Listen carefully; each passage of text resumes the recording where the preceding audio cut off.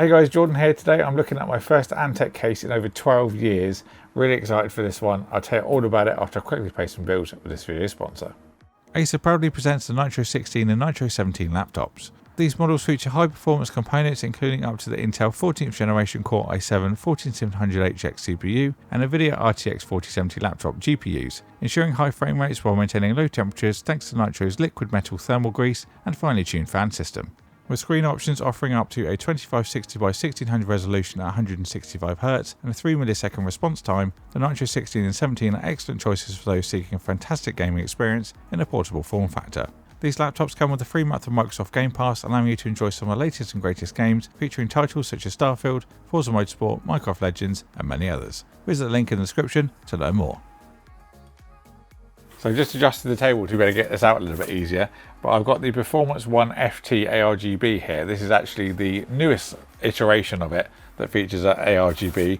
They've just had the normal non-RGB up to this point. You can also get it in white, non-RGB. I'm sure they'll add an RGB white version at some point in the future as well. Oh, that was one of the worst ones yet. Whew. Polystyrene for this, which is okay for one kind of like shipment of a case. I wouldn't like to send a fully decked out case in this kind of packaging, but it does the job. I'm very excited for this. Oh, we did get some shipping damage though. Another shock as well. Oh, it's all going wrong. My first Antec case in 12 years. On a little bit of a discussion about that. My first one was the Antec 1200. Now, for anyone that's been into PC gaming or PCs for that length of time, I'll say the name. My rep might also remember. TJ Harlow was one of the trendsetters of the Antec 1200. He was the guy that put me onto it for my first build. Really loved it. It was built like an absolute tank. So I'm looking forward to seeing how the quality actually compares. This is actually very sturdy from what I can tell so far. So that's a good thing to see. So starting at the front of the case, this is a very different design from what we generally see. Generally we'll see some symmetrical designs, but Antec have gone for a more kind of one-sided approach. It looks quite nice though, it's very different. This also just comes out with magnets. There's some very fine mesh on the back of there as well for preventing some dust getting in. So in the front we have got 3 Tranquil fans pre-installed, 140mm as well, so slightly bigger. Hopefully they'll push a nice lot of air. RGB will be in the hub and then spread out, but really easy to actually take that off, and then obviously just magnets back in as well. Very nice, liking that so far. So moving on to the top of the case, I've got a little panel here that if I remove, now underneath this little panel is actually a little screen that you can connect into your system for real-time temperature readout. Quite a handy little thing to have, especially if you're running like render workloads or something like that. You want to keep an eye on your system. You will need to download the Antec IUnity software for this. Obviously plug in the correct header, but could be quite a nifty thing to have. So we've also got our power button, reset switch. We've also got some I/O, which has little plugs in for dust prevention, which is quite a good thing to see. A lot of people have actually commented more than you'd expect, saying that they wish they'd have dust covers on all of their I/O. So this case does include it, which is a nice thing to see. So we've got a headphone, microphone combi jack, 2 USB-A ports, and then we've also got a USB Type-C, so 10 gigabits per second port. Then we've also got a button to turn the temperature readout on and off. So we'll have to keep those dust covers off to be able to take off the roof panel. So that just pops off with push pins. Then we have got a magnetic dust filter there. Then we've got support for up to 360mm of fans or radiators. You can do 2 140mm if you'd rather, or 280 AIO. Going to the back of the case, we have got another pre-installed 120mm fan. This is another Tranquil fan. Nice to see that they're all matching. That's one thing I can't stand, is when manufacturers put a different fan in the front to the back. So good job Antec for making sure they all match. We have 8 expansion ports, and we've also got a power supply mount at the bottom. This case can support a maximum of a 225mm power supply. That's if you're going to leave the hard drive cages included installed. You can take that out though and have up to 440mm, which is masses of room. So the option's there for whatever you prefer. You've also got some tie down points on the back here as well. So your rear I/O that comes out of the motherboard, you can keep those nice and tidy as you go further down the case. Not that much to talk about on the bottom of the case, just some feet and then also rubber pads to keep it nice and stable on the desk. Then we've got a dust filter that runs the entire length of the case, so that'll be perfect for the power supply, bringing in fresh air from the bottom. Then we've also got where the screws will go for the hard drive cage if you want to remove it. So before we get inside the case, let's have a look at our accessories. So we've got a instruction manual, then also some cable ties and Velcro zip ties. There's also a 3-to-1 PWM adapter for your fans, nice thing to see. Then all of our screws and things are in a nice little clip box. First of all, at the top we've got some radiator ones. Generally don't see those with cases, so that's a nice little addition. And then we've got of our standard screws, also a standoff adapter if you need to install any extra. And then we've also got some replacement little dust covers for the IO on the top, which is a really good thing to see. They're quite small as well, so I can see why you'd lose them. So great job Antec for including some extras. Good thinking. Getting into the actual case, it feels like a little while to actually get to this point, but I appreciate anyone that's bared with me. There's just so much to talk about in this case. The glass on this, 4mm thick, really quite premium. There's also a captive thumb screw on there as well to hold it in place. A little bit of a slight tint on that as well, so you might want to put some maybe LED strips if you really want to show what's off inside the case. So looking inside the case, we have got support for motherboards up to E80X should you want to use a bigger one. Then of course you have got ATX, micro ATX, and also ITX support should you need to use something that small in this kind of case, but majority of people will use ATX. You've got some really nice rubber grommets for your 24 pins to come through, maybe your graphics card connectors as well. At the top there's a couple of channels for the cables to go through.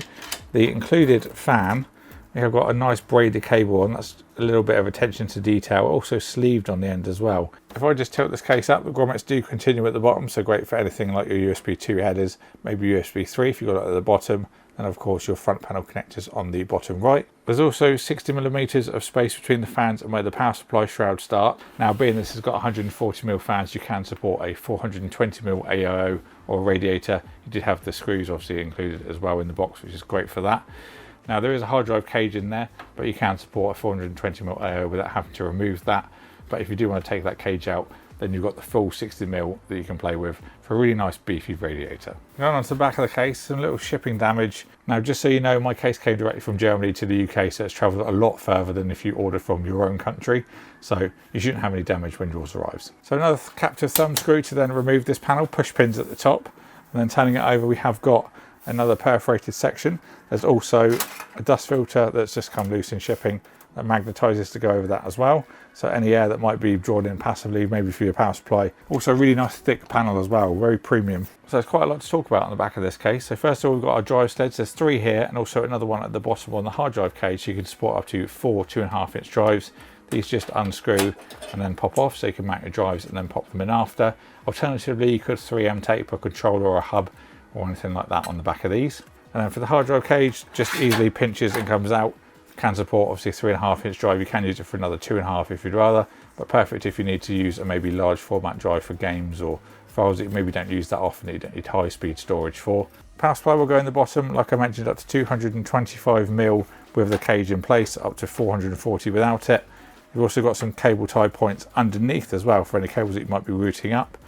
Nice Velcro cable ties going along the right hand side. There's also another little cable tie point there. So undoing the cables on the left, let's firstly talk about our front panel one. So we've got our USB-C connection, there's a USB 2 header, front panel audio, and also our USB 3 header. Then slightly further below we have got our front panel connections all on one block, which is great to see. This case has also got a little built-in hub as well. It will take me a little bit of time to explain, so please bear with me. We first have the 3 4-pin headers for the pre-installed fans that are in the front of the case.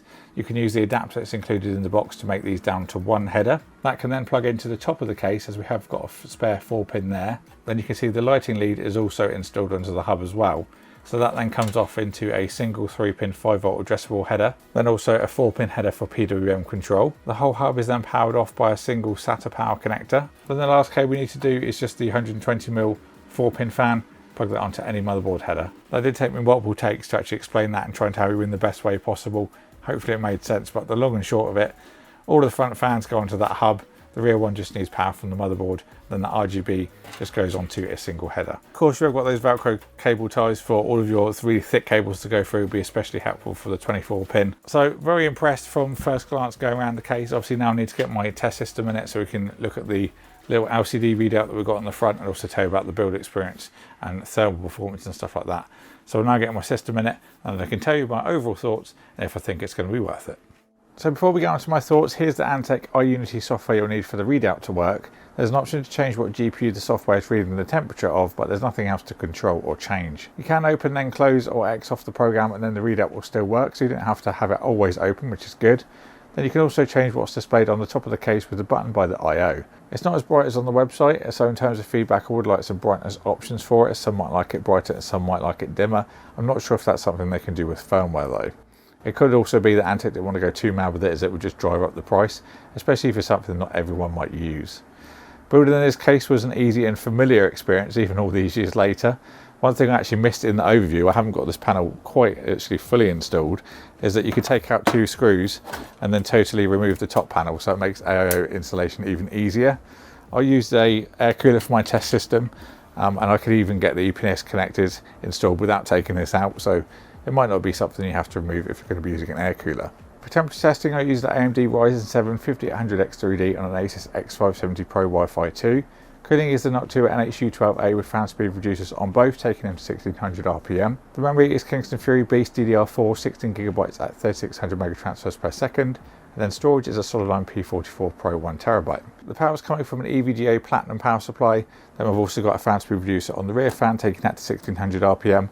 And then the front fans are full speed at 1500, trying to keep it all as consistent as possible. I saw a high temperature of 84.1 with an ambient temperature of 22.1, giving us a delta of 59.3. That puts the FT1 in the middle of the chart compared to the other cases that I've tested, but as you can see, a lot of those in the middle range are all within 1 degree of each other, so I think it's a fairly respectable result for the FT1 ARGB. The fans in this case can be a little bit louder, especially at higher RPMs, but being this is airflow optimized, I think the trade-off's worth it. In terms of pricing for this case, currently, as the time I've actually filmed this, it's going to be $139 or £139. The same as the non-RGB version, but that one has 30mm thick fans, so if you're going for performance, that might be the one you're going to look at instead. But $139 I think is bang on for this case and the features that it offers. We see a lot of cases around £100 and it tends to jump to like 160 and up, so having this in the middle is really good. I really like all the grommets that this case has. That's one thing I really like to see, especially in a case of this price. And then we've got the things like the cable tie points, especially for the rear I/O, to keep all your things nice and tidy.